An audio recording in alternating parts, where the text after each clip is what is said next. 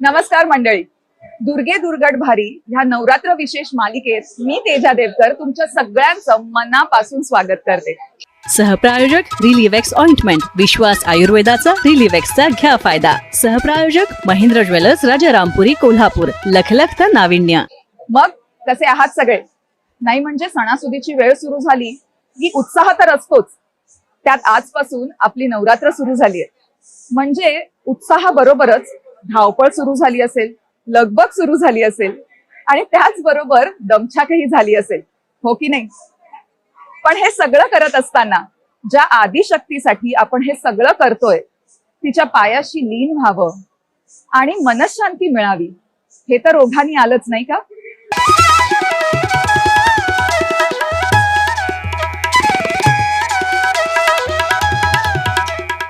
मंडळी, कोल्हापूरचा दसरा हा जगात भारी आहे असं म्हटलं जातं आणि त्या उत्सवाची सुरुवात आजपासूनच झाली आहे। मला असं वाटतं यावर्षी मला खूप काही शिकायला मिळेल, म्हणजे देवीची पूजा कशी असते, आरती कशी असते, हा उत्सव कसा साजरा केला जातो वगैरे वगैरे।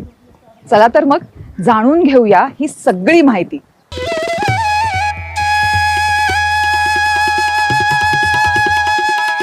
जसं मी तुम्हाला म्हणाले की यावर्षी मलाच खूप काही नवीन शिकायला मिळणार आहे आणि त्यासाठीच आपण भेटणार आहोत पुराणशास्त्राचे ज्येष्ठ अभ्यासक उमाकांत राणिंगे सर यांना। नमस्कार सर। नमस्कार। खूप आनंद झाला तुम्ही इथे आलात। मला ना खरंच पुराण आणि इतिहास जाणून घ्यायचा आहे, कारण बऱ्याचदा काय होतं, आपण कोल्हापुरात येतो, मंदिरात जातो, दर्शन करतो, पण इतिहास आणि पुराण हे नीट माहितीच नसतं आपल्याला। ते मला खरंच तुमच्याकडनं आज जाणून घ्यायचंय। खूप चांगलं विचारलं आपण, आणि हे माहिती होणं खरोखर अत्यावश्यक आहे, कारण काय होतं, या ज्या कथा ऐकल्या जातात तुकड्या तुकड्याने ऐकल्या जातात आणि मग त्याच्यामुळे एक गैरसमज निर्माण होतो किंवा एक वेगळ्या दृष्टिकोनातून आपण करवीर नगरीच्या इतिहासाकडे बघतो। करवीर नगरीचा इतिहास हा इतका प्राचीन आणि पौराणिक तसंच ऐतिहासिक पुरातत्वीय अशा वेगवेगळ्या संदर्भांना आपल्याला या इतिहासाची तपासणी करता येते। मंदिरात असलेले विविध शिलालेख, या ठिकाणी आपण जिथं बसलोय पंचगंगेच्या काठावर, तिथं उत्खननामध्ये सापडलेल्या वस्तू, त्या वस्तूचं केलेलं पुरातत्व खात्यानं केलेलं विश्लेषण आणि ही पंचगंगा नदी, या पंचगंगा नदीचा प्रवाह, या पंचगंगेबद्दलचं एक वैशिष्ट्य म्हणजे या पंचगंगेची ओळख आहे करवीर क्षेत्राची जीवनदायिनी। जीवनदायिनी म्हणतो म्हणजे या करवीर क्षेत्राच्या संपूर्ण नागरिकांना या नदीच्या पाण्यातून जीवन प्राप्त होतं, म्हणून तिला जीवनदायिनी गौरवानं म्हटलं जातं। पण त्याचबरोबर या नदीच्या या स्थानाची, या प्रवाहाची ओळख करवीर क्षेत्राची जन्मदात्री म्हणून म्हणता येईल आपल्याला। आणि मग ह्याच्यासाठी आपल्याला काही पुरावे सुद्धा सांगता येतील।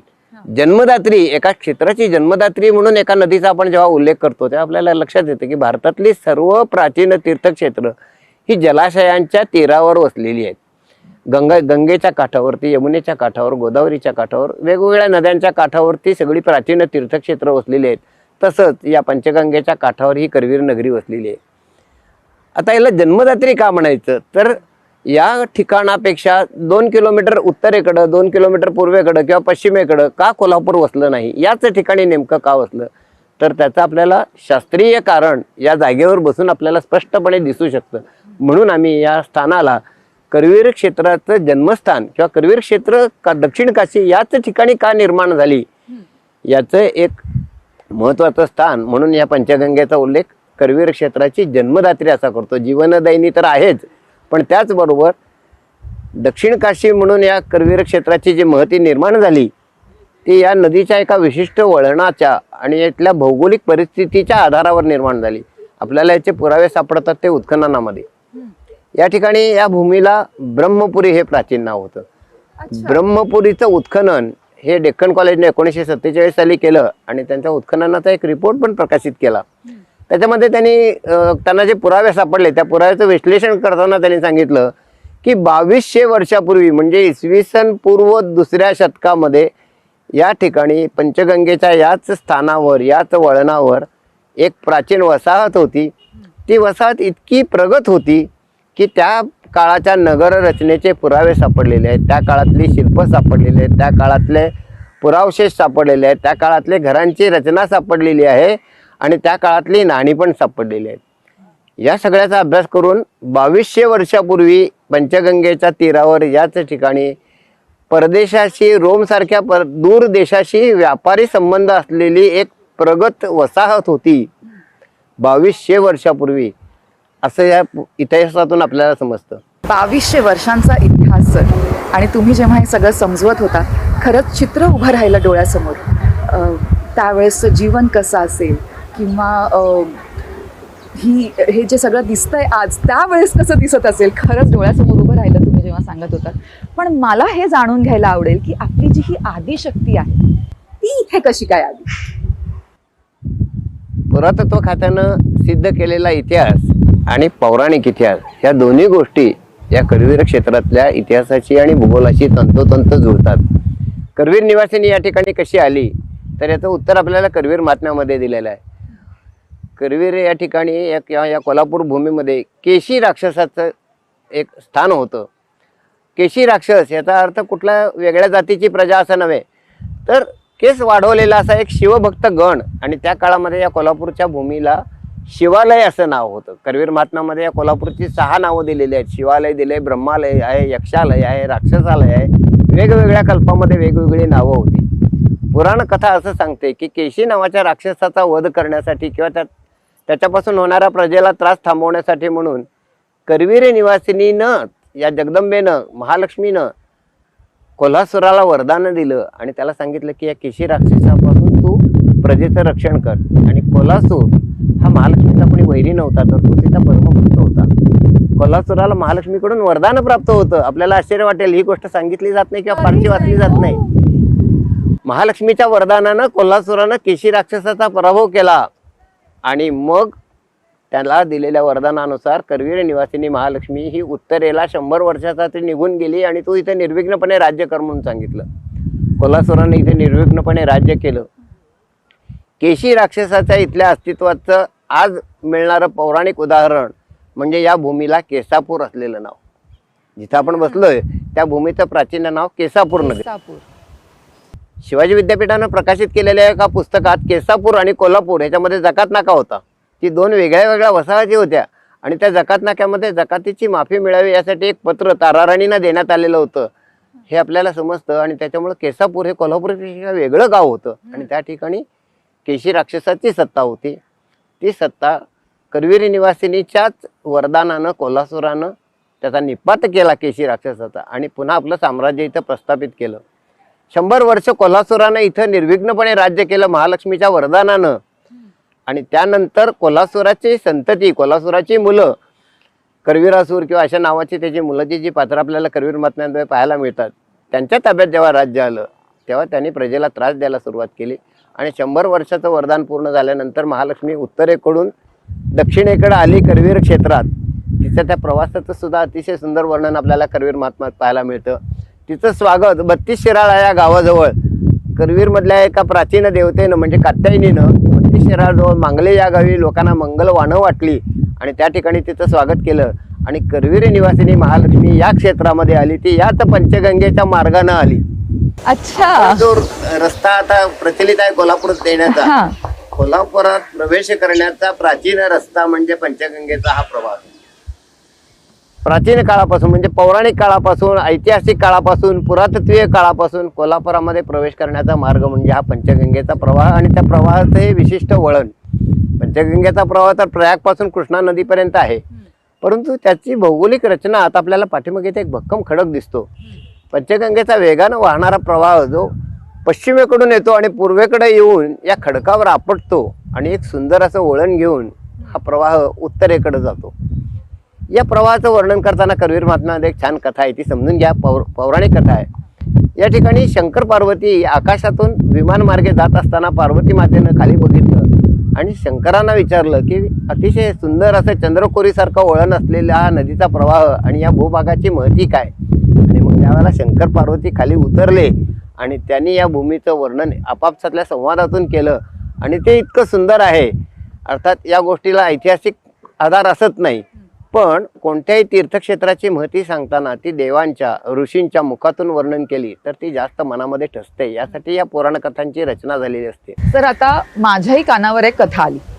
शंकराची जी पत्नी होती सती, तिने दक्ष राजाच्या यज्ञात उडी घेतली आणि त्यानंतर विष्णूने शरीराचे तुकडे केले, पृथ्वीवर पडले, त्याची तयार झाली शक्तिपीठ.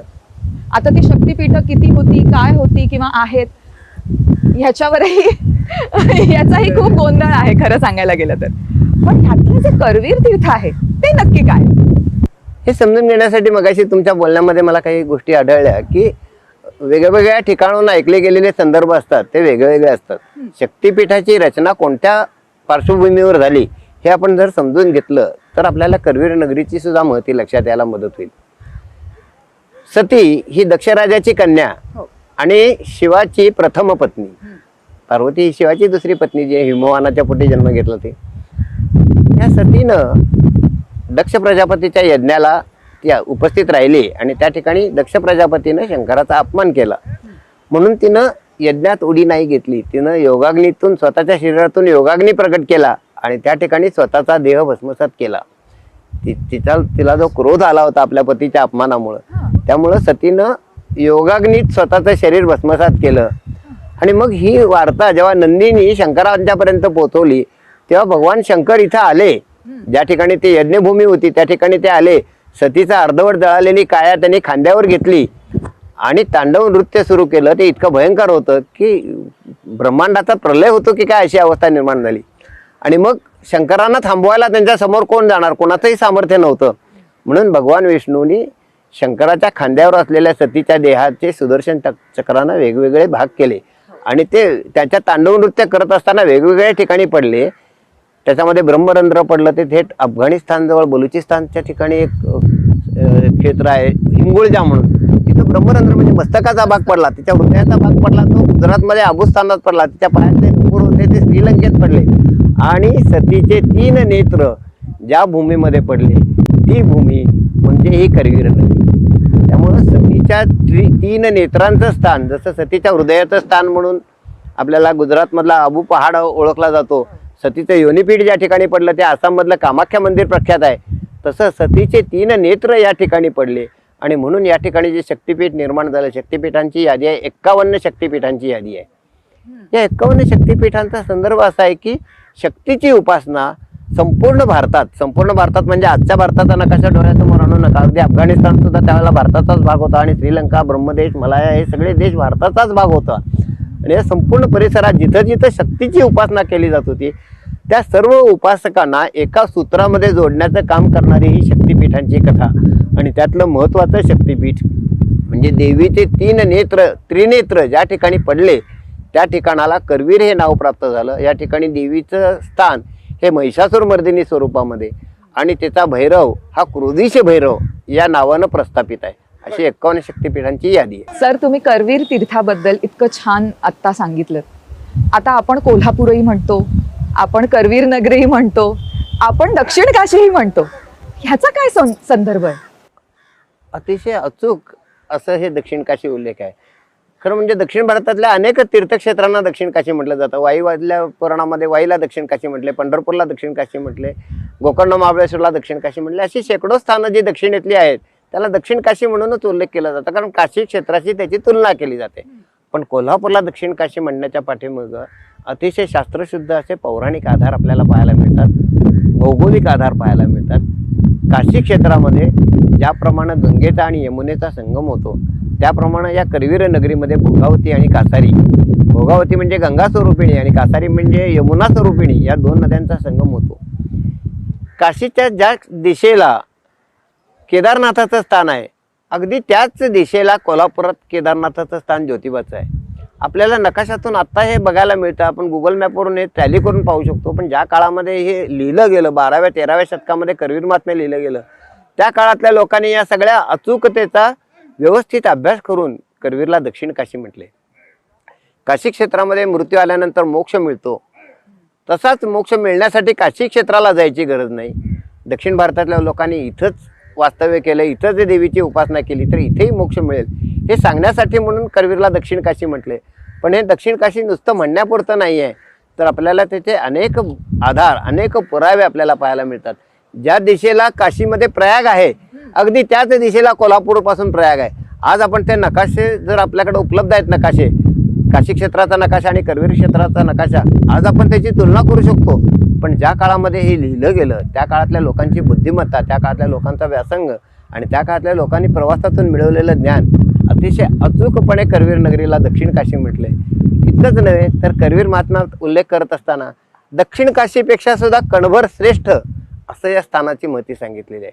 कारण दक्षिण काशीचा क्षेत्रपाल किंवा क्षेत्रस्वामी हा काशी विश्वेश्वर आहे आणि करवीर नगरीमध्ये काशी विश्वेश्वर तर आहेच आणि त्याचबरोबर सगळ्या जगाला आधार देणारी जगतजननी या ठिकाणी वास्तव्य करते. म्हणून हे काशीपेक्षाही महत्त्वाचं असं स्थान मानलेलं आहे. तर भारतातील जी इतर तीर्थक्षेत्र आहेत आणि कोल्हापूर ह्याचं काय वेगळेपण आहे, आणि जेव्हा आपण कोल्हापूर म्हणतो तर त्याचा आणि बाकीच्या तीर्थक्षेत्रांचा काय संबंध आहे? खूप इंटरेस्टिंग प्रश्न विचारला, खूप चांगला प्रश्न विचारला आपण. जेव्हा अप्रगत अवस्थेतून माणूस प्रगत अवस्थेमध्ये यायला लागला, सांस्कृतिक त्याची उत्क्रांती व्हायला लागली, त्यावेळेला सगळ्यात पहिल्यांदा त्यानं पूजा जी सुरू केली ती मातृदेवतेची पूजा केली. जगभरातल्या प्रत्येक संस्कृतीमध्ये मातृ उपासना ही अतिशय प्राचीन काळापासून आढळून येते. मग ती वेगवेगळ्या स्वरूपामध्ये केली जाते. काही ठिकाणी स्त्रीच्या देहाच्या रूपामध्ये केली जाते, काही ठिकाणी योनी रूपामध्ये केली जाते, काही ठिकाणी मूर्तीमध्ये केली जाते, काही ठिकाणी केवळ तत्व म्हणून केली जाते. पण माणसाच्या मानवी संस्कृतीमध्ये सर्वात प्रथम पूजनीय स्थान जे होतं ते मातृपूजेला होतं. आणि याच्यातूनच आपल्याला लक्षात येतं की संपूर्ण विश्वाची निर्मिती ही कोणत्या तरी ज्या तत्वापासून निर्माण झालं विश्व, त्या तत्वाला त्यांनी मातृरूपात मानलं. ही मातृरूपाची उपासना त्यानंतर माणूस विकसित होत गेला, त्याच्या बुद्धीचा विकास होत गेला आणि मग त्यांनी शक्तीबरोबरच शिवाचीही उपासना सुरू केली. त्यानंतर वेगवेगळ्या वेदांची रचना झाली, वेगवेगळ्या पुराणांची रचना झाली आणि मग अनेक देवदेवता आपल्याला त्याच्यातून प्रगट झालेल्या पाहायला मिळतात. पण सर्वात प्राचीन उपासना जी आपल्याला जगभर पाहायला मिळते ती मातृदेवतेची. आणि करवीर क्षेत्र याचं आणखीन एक प्राचीन नाव आपल्याला करवीर महात्म्यामध्ये पाहायला मिळतं, ते म्हणजे महामातृक क्षेत्र. महामातृक क्षेत्र हे या करवीर नगरीचं नाव एवढ्यासाठी पडलंय की या ठिकाणी मातृ उपासनेचा अत्यंत प्राचीन असा इतिहास आहे आणि म्हणून हे त्याचं वेगळेपण आहे. आता इतर स्थानांचा या क्षेत्राशी असलेला पौराणिक संबंध आपल्याला पाहायला पाहिजे.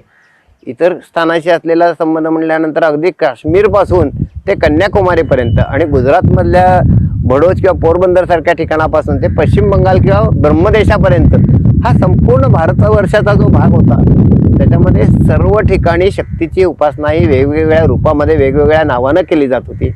आणि त्यातलं प्रमुख केंद्र, मातृ उपासनेचं प्रमुख केंद्र म्हणून ही करवीर नगरी. मग ही उपासना करत असताना करवीर महात्म्यामध्ये सांगितलेलं आहे की काशीहून विश्वेश्वर या ठिकाणी आले.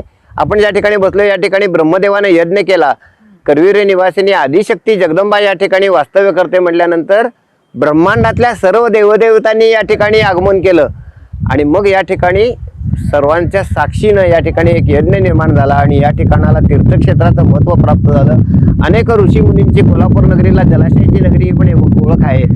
त्या प्रत्येक जलाशयाच्या तीरावर एखादं महादेवाचं लिंग किंवा एखाद्या ऋषीमुनीचं स्थान असं आपल्याला वर्णन केलेलं पाहायला मिळतं.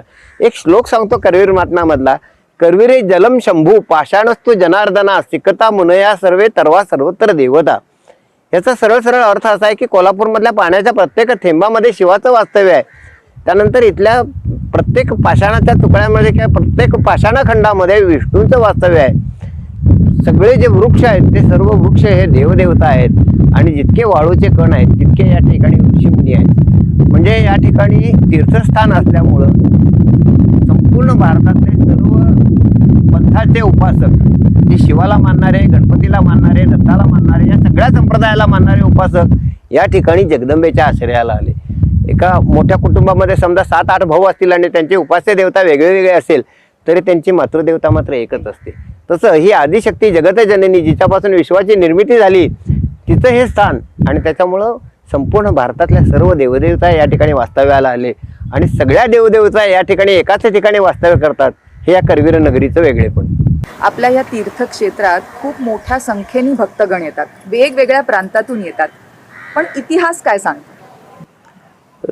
इतिहासाचा जर संदर्भ आपण पाहायचा म्हटला तर अतिशय प्राचीन काळापासून या ठिकाणी मी मगाशी जे पौराणिक संदर्भ सांगितले की सगळ्या भारतभरातून सगळे ऋषीमुनी या ठिकाणी येतात. या ठिकाणी पराशर मुनी आलेले आहेत, त्या ठिकाणी मनु महर्षी आलेले आहेत, या ठिकाणी चवन ऋषींचं वास्तव्य आहे, या ठिकाणी अगस्त्य आणि लोपामुद्रांचं वास्तव्य आहे. गर्ग, कश्यप, गालव, वशिष्ठ, विश्वामित्र या सगळ्या ऋषींनी या ठिकाणी आलेल्या आपल्याला पुराण कथामधून पाहायला मिळतात. पण इतिहास काय सांगतो हा अतिशय अचूक प्रश्न विचारलात तुम्ही. ऐतिहासिक संदर्भ जर पाहायचे असतील तर आपल्याला एक ताम्रपट मिळालेला आहे. त्या ताम्रपटामध्ये असा उल्लेख आहे की करवीर क्षेत्राची ही जीवनदायिनी किंवा जन्मदात्री जी पंचगंगा नदी आहे, या पंचगंगेच्या तीरावरती 10व्या शतकामध्ये 1,00,000 ब्राह्मणांचं भोजन घातलं गेलं असा ताम्रपट उपलब्ध आहे. म्हणजे 10व्या शतकात म्हणजे आजपासून 1000 वर्षापूर्वी 1,00,000 लोकांना तीर्थकाळात पर्व काळामध्ये भोजन घातलं गेलं. तो पर्व काळ कोणता तर कर्क संक्रांती. आपण मकर संक्रांती साजरी करतो, पण प्रत्येक राशीची संक्रांती असते, त्याच्यातली कर्क संक्रांती आणि मकर संक्रांती या 2 मोठ्या संक्रांती मानल्या जातात. तर कर्क संक्रांती सारख्या पर्वकाली या कोल्हापुरामध्ये 1,00,000 लोकांचं भोजन घातलं गेलं होतं असा ताम्रपट उल्लेख आहे. त्याच्यामुळे आपल्याला असं लक्षात येतं की 10व्या शतकामध्ये लाखो भाविक या ठिकाणी जगदंबेच्या दर्शनाला येत होते आणि या पंचगंगेच्या तीरावरती असलेल्या अनुष्ठानामध्ये भाग घेत होते. हे आपल्याला ऐतिहासिक पुराव्याच्या आधारावर सांगता येतं. सर, खूप सुंदर आणि खूप छान अशी तुम्ही माहिती दिलीत. खरंच सांगते, मला ह्यातल्या बऱ्याच गोष्टी माहीत नव्हत्या आणि जशा मला नव्हत्या माहिती, मला असं वाटतं आमच्या प्रेक्षकांनाही यातल्या खूप गोष्टी माहीत नसतील. सहप्रायोजक रिलीवेक्स ऑइंटमेंट, विश्वास आयुर्वेदाचा रिलीवेक्सचा घ्या फायदा. सहप्रायोजक महेंद्र ज्वेलर्स, राजारामपुरी, कोल्हापूर. लखलखतं नाविन्य.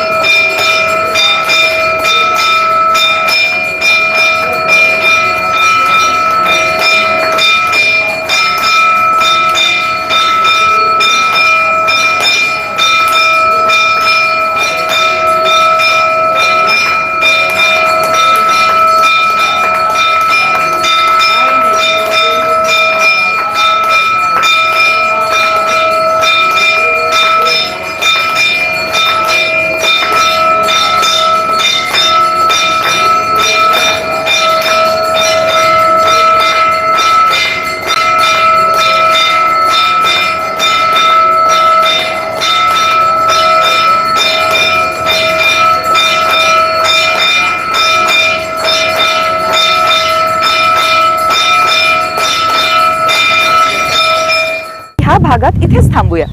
भेटूया पुढच्या भागात. नमस्कार.